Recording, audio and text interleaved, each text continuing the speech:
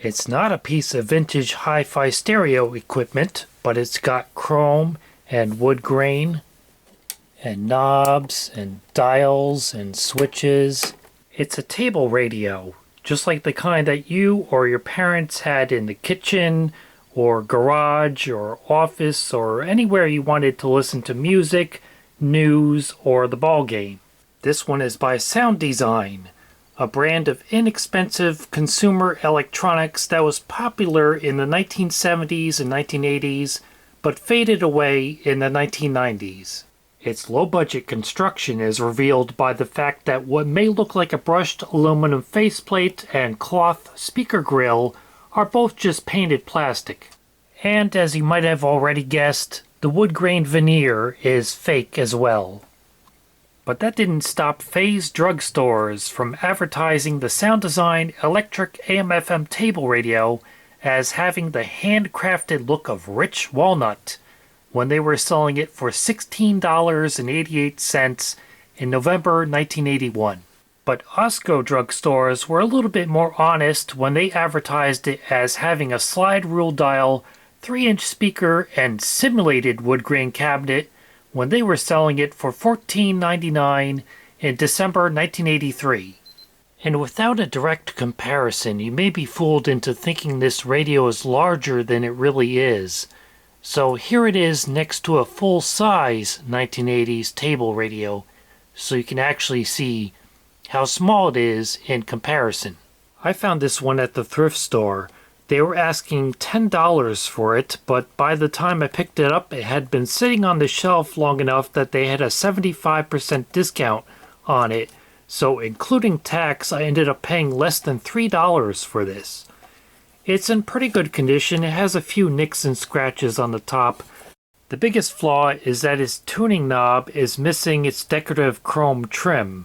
It should match the one on the volume control. And although I don't have an exact replacement for it, I do have an idea on how I can at least make it look a little better. It's Sound Design model number 3333-B, AM/FM table radio, made in Hong Kong.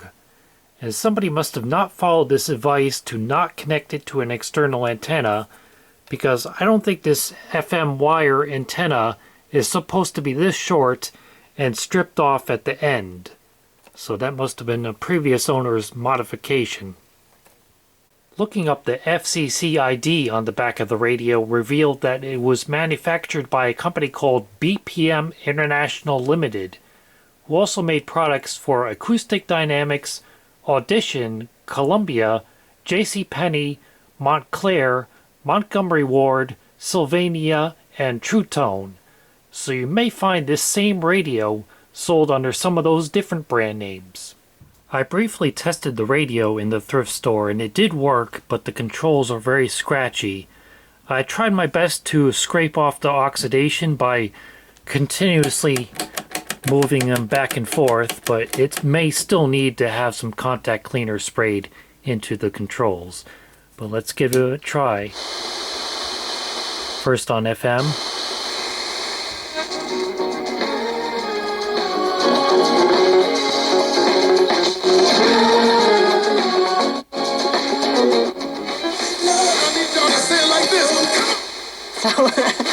Where's that metaphor there? Newark is better. Whitestone, the worst of it across the Upper East River. That's not going to get better with a Met game less than 2 hours away, and that's got a 5. I noticed it sort of has like two appearances of the same station on the dial slightly apart. That's what they call double hump tuning, and that's an indication that the FM tuner is not in alignment, so I may need to get in this and try to align it better. I'm Bryce 1010 wins on 92.3. Relationships, and I'm curious, do you think Trump's approach be upending expectations among U.S. allies right now? Well, he has certainly added uncertainty. X 96.3 Univision. Uno no puede creer en la gente. Well, it certainly is picking up plenty of stations, even with the little cutoff FM antenna. That's all it's using right now. And the sound quality isn't hi-fi, but it's acceptable for what it is, a little table radio. So let's try AM. This is daytime right now. It's enough. I mean, it's horrible what's going on. Yeah, and these people, by the way, are just...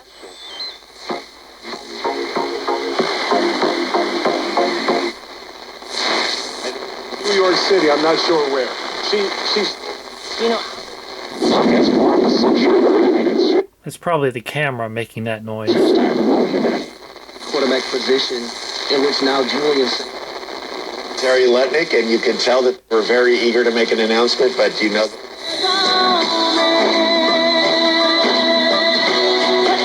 Sounds pretty good on AM too. This volume control is very touchy. It has very little difference between nothing at all and a pretty listenable volume. So I don't know if it's supposed to be that way.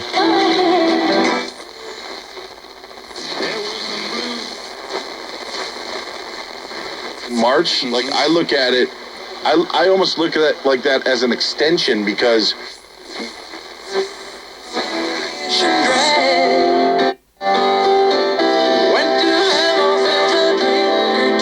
so it's working. It sounds pretty good. Picking up plenty of stations. Seems to be a perfectly good radio. All news, all the time. This is 1010 Wins at 92.3 FM, New York. Good evening, 84 degrees now. Under overcast skies at 6 o'clock. I'm Larry Mullins, and here's what's happening tonight. We hear you, New York, loud and clear. What's really cool is that when I call into WOR, I know the right people are going to hear me. Always the voice of New York. 710 WOR. An iHeart radio station. It's 80 degrees at 8 o'clock. Good evening. I'm Andrew Whitman. The tuning dial has what looks like a diffuser for a light, but when I turn on the radio, nothing lights up, so either the bulb is burned out, or more likely, considering how cheap this radio is, it never had one to begin with, and that's just a decoration.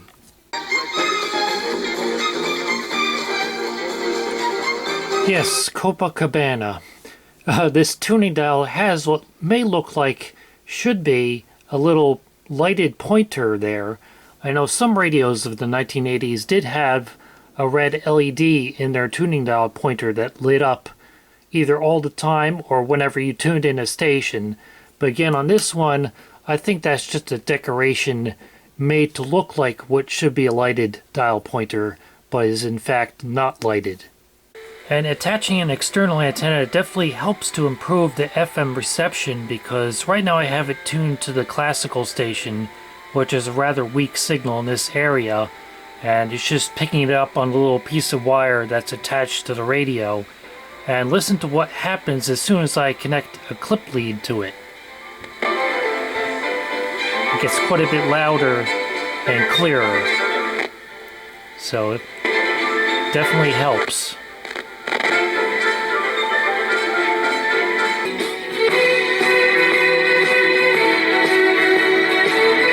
Yes, you've been through the desert on a horse with no name, but I'm going to try to open up this horse, because even though it's not crackly, I think maybe spraying some contact clear in this volume potentiometer may help it be a little bit less touchy, less all or nothing.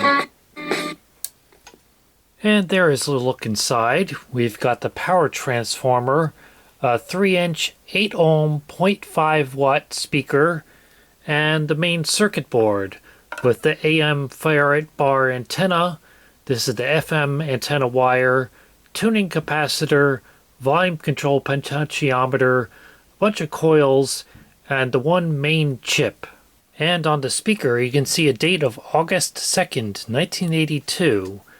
But the strange thing is, behind these wires, molded into the plastic case, it says property of sound design. So why would they mold that into the plastic inside where no customer could ever see it? Were they afraid of other companies copying their design? And theoretically, you could align the FM tuner by spreading apart or compressing together these coils, but as you can see, several of them are sealed in wax, so good luck aligning that.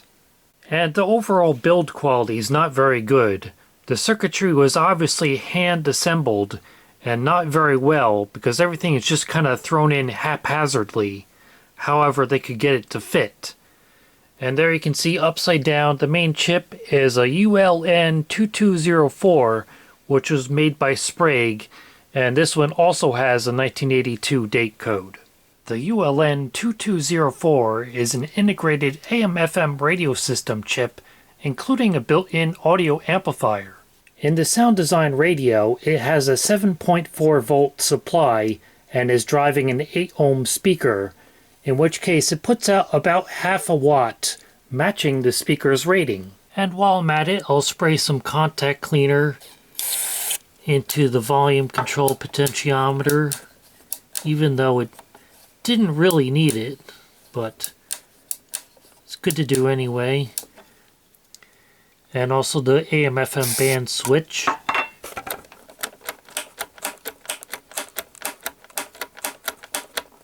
Just some good preventative maintenance. There's the other side of the circuit board, which also says Sound Design on it. And indeed, there is no sign this radio ever had a dial light.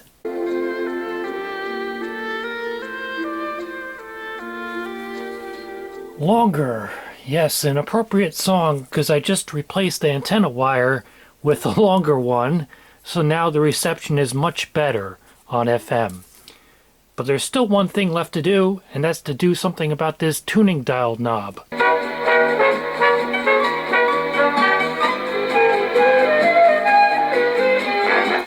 That's better. It's not an exact match for the original knob cap, but I think it actually looks nicer because it's now the one part of the radio that's actually made of metal. And how did I do it? I used one of these things, a 3/4 inch 3-prong glide. This is what people used to put on the bottom of their table and chair legs so that their furniture can then scratch the hell out of their hardwood floors. So I just took one of these and I cut off these little prongs and filed off the edges and I glued it onto the knob. And to make it match, I'm going to do the same thing on the volume control knob, since this is likely going to fall off anyway, just like the tuning knob did, due to the old glue drying up. I'm going to see if I can pry it off the existing cap without causing too much damage. I may need to use one of my plastic pry tools, because this is already starting to gouge it up a little bit. Not that I care about the original one getting damaged, but yeah, I'm going to try something else to pry that off. Okay, that was easy. I just put the knob in my vise and I took my pliers and pulled the cap right off and it came off easily. So that's what I should have done in the first place instead of trying to pry it off of a screwdriver. Now I got to take this 3-prong glide and deprong it.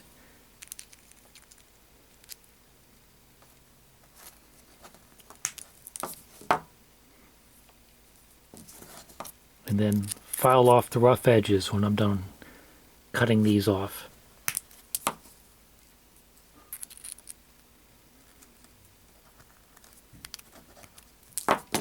Okay, so once I file off those rough edges, it's going to be another perfect fit. Just glue it onto the knob and it looks like it came from the factory that way.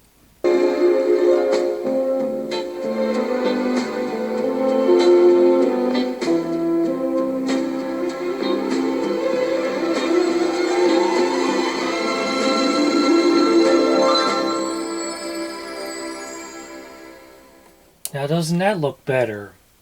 Looks like it just came off the factory line. Perfectly matching chrome knobs, better than what it came with when it was new. Using those furniture feet cap things. You know, nothing brightens a day like the easy, relaxing music on WGAY. To make sure we're playing your kind of music, we continually ask our WGAY listeners. Every song has to be beautiful, light, and easy listening. So relax and listen to WGAY 99.5 on your FM radio.